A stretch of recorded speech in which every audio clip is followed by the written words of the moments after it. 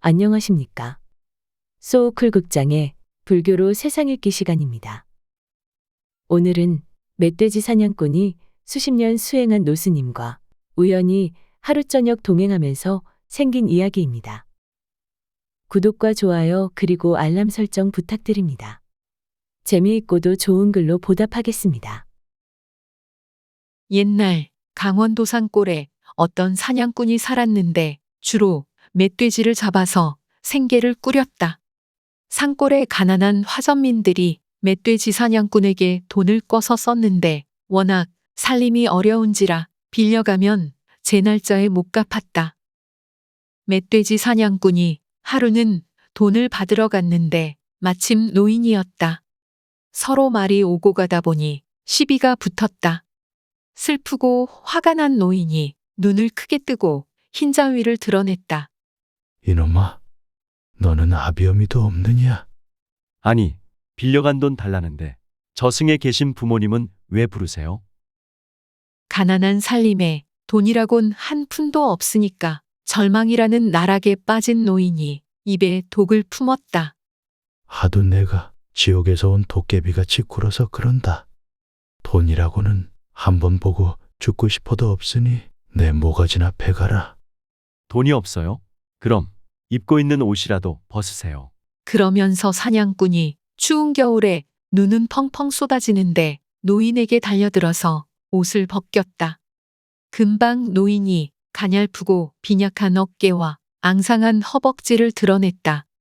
그 모습을 보고는 지나가던 노인이 참다 못하여 참견했다. 젊은이, 이 추운 날씨에 그 노인의 옷은 왜 벗겨요? 이 양반이 내 돈 꿔가고는 안 갚으니까 하는 짓이 하도 괘씸해서 이 옷이라도 벗겨야 하겠습니다.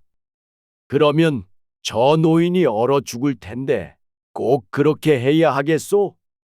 그러면서 물었다. 도대체 그 사람이 빚진 게 얼마요? 40냥입니다. 내가 대신 갚아주겠소.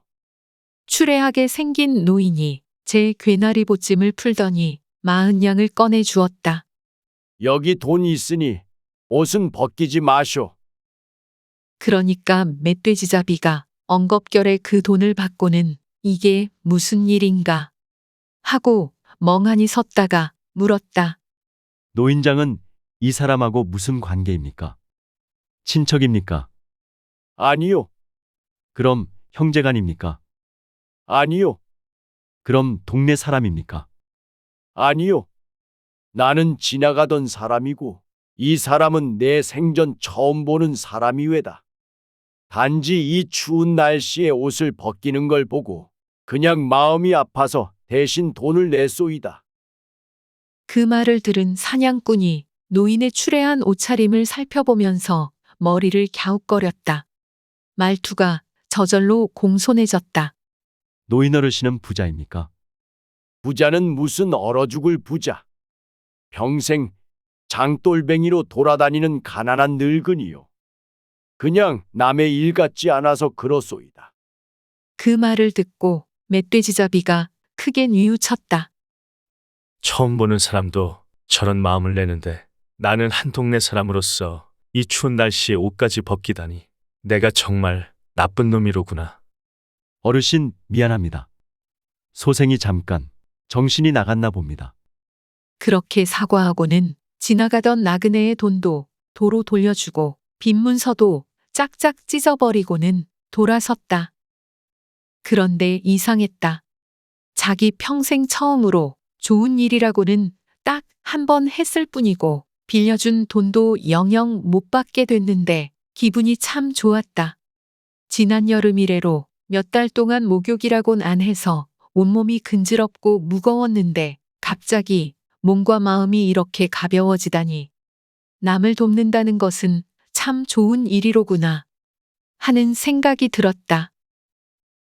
하루는 멧돼지잡이가 덫을 놓으러 가는데 한 노스님이 지나가다가 물었다. 여보, 당신 어디 가오? 멧돼지 잡으러 갑니다. 여보, 당신은 만날 남의 생명만 뺐으니까 극락세계 가기는 다 틀렸소이다. 사냥꾼이 무언한지 뒤통수를 쓱쓱 긁으면서 말했다. 죽은 뒤에 극락세계 못 가는 것은 못 가는 것이고 목구멍이 포도청이니까 어쩔 수 없습니다. 그런 짓 안 하고 살 수는 없어. 평생 배운 게 이 집뿐인데 다른 재주가 없습니다. 그렇게 설왕설래하면서 두 사람이 산길을 걸어갔는데 어느덧 땅거미가 졌다. 둘러보니 골짜기 한쪽에 고래등 같은 기와집이 보여서 두 사람은 하룻밤 머물까? 하고 그 집을 찾아서 들어갔다. 깊은 산 속에 웬 기와집인가 하는 생각이 들었지만 가난한 오두막보다는 대접이 한결 나을 거라는 생각을 했기 때문이다. 가보니 그 집에는 남자가 없었고 아주 젊고 이쁜 과부 두 사람만이 있었다. 두 여인이 크게 두 손을 모아 합장하면서 환한 얼굴로 스님을 맞이했다.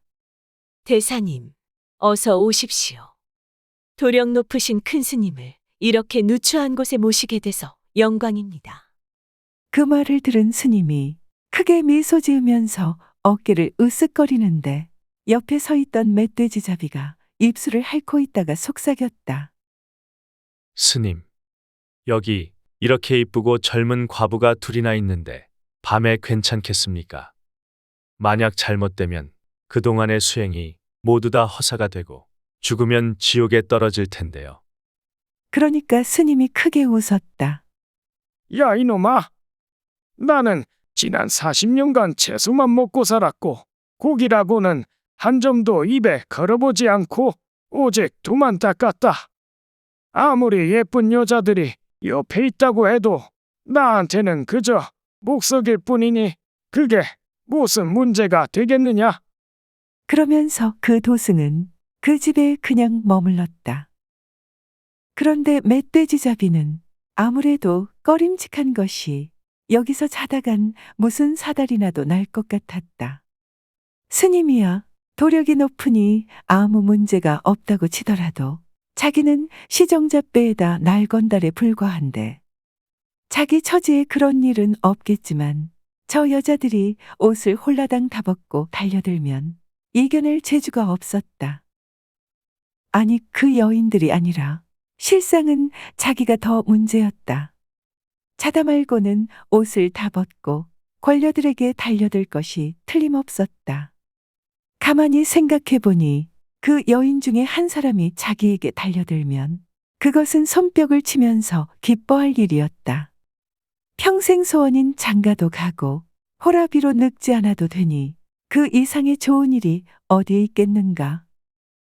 하지만 평생 짐승의 목숨 뺏는 일을 직업으로 삼은 자기 같은 사람에게는 말도 안 되는 이야기였다. 아까만 해도 그랬다. 과부들이 스님 앞에서는 온갖 아양을 다 부렸지만 자기는 상갓집 강아지 취급했다. 길가에 있는 돌멩이 보듯 아무런 관심이 없는 것이다. 그러니 그런 일이 생길 리 만무했다. 하지만 자기가 정신줄을 놓고 그 여인 중에 한 사람에게 뛰어들면 그것은 문제가 달랐다. 사람 가죽을 뒤집어 쓰고 해서는 안 되는 일이 있다. 에라, 병법 중에 제일은 36개 주랭랑이라더라. 그래서 이 멧돼지잡이는 그 집 안채를 나와 고방 옆에서 늘 가지고 다니던 거적을 깔고 잤다. 몸이 멀어지면 마음도 멀어지는 법이던가. 번뇌도 망상도 없이 잘 자고 그 이튿날 일어나 보니까 도대체 이게 무슨 일이야? 그 고래등 같은 좋은 기와집은 온데간데 없고 자기는 고방 옆이 아니라 풀밭 위에서 자고 있었다. 순간 옆에서 뭔가 꾸르륵 꾸르륵 하는 소리가 들렸다. 놀라 쳐다보니까 그 도력이 높다는 스님을 큰 구렁이 두 마리가 챙챙 감고 있었다. 노스님은 살려달라고 그러는지 아니면 지옥으로 가는 것이 무서워서 그런 건지 멧돼지 사냥꾼을 보며 가엾게도 두 팔을 허우적거리고 있었다. 들어주셔서 고맙습니다. 참고 문헌 및 자료 출처 소개해 올리겠습니다. 이 이야기의 구연자는 당시 75세 된 윤중래 여사입니다. 신동은 교수가 구연자들의 이야기를 모아서 국어 시간에 설화 읽기라는 책을 엮었습니다. 그 중에 한 꼭지를 빌렸습니다. 한국민족문화 대백과사전, 한국민속 대백과사전, 국립민속박물관, 속리산 법주사 팔상전의 야차상, 서울 수국사 극락구품도, 그리고 조선시대 화가 신윤복의 기사와 사진 그리고 그림을 빌렸습니다. 현대화가 운하영의 책, 흑요석이 그리는 한복 이야기에서 그림 2점을 빌렸습니다. 네이버 블로그, 맹꽁이집에서 멧돼지 잡는 정보의 사진을 빌렸습니다. 네이버 블로그, 강남 박코치의 눈 내리는 풍경 배경화면 좋아요에 사진을 빌렸습니다. 사이버고사, 고사성어에서 36개와 상가지구의 일러스트를 빌렸습니다. 위키백과와 나무위키에 기사와 사진을 빌렸습니다. 123RF, 크라우드픽, 픽스타, 아이스토크, 핀터레스트, 픽사베이, PNG트리, 그리고 게티이미지뱅크에 사진 및 일러스트를 빌렸습니다. 소 쿨극장은 일주일에 3번, 매주 화요일, 목요일 그리고 토요일 오전 11시 전후에 이야기를 올립니다. 고맙습니다. 다음에 만날 때까지 안녕히 계셔요.